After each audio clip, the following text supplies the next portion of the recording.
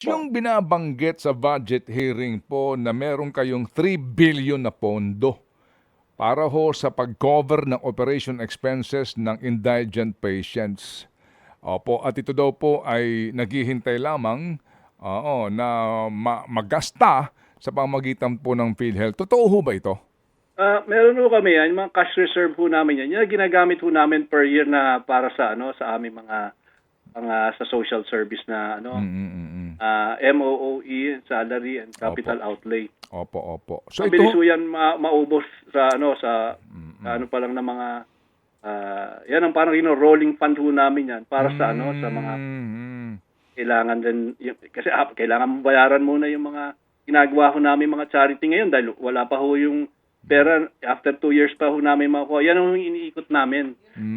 Opo. Kayo ho mismo, doktor, magkano ang collectible niyo sa PhilHealth sa inyo pong mga claims? Kasi kailangan niyo pambili ng supply, di ba?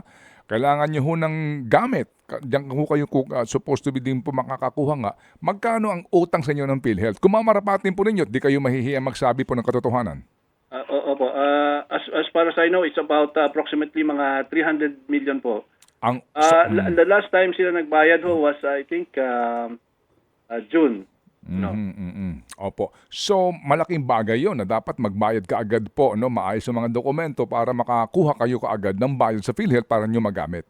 Opo, very important po sana ng PhilHealth. Kasi nga para actually mabayaran na kaagad yung mga pasyente at mas marami kaming magawa na for the funds rin namin. Ted Filon at DJ Chacha. Ngayon, nasa Radyo 5, 92.3 News FM. Monday to Friday, 6 to 10 a.m.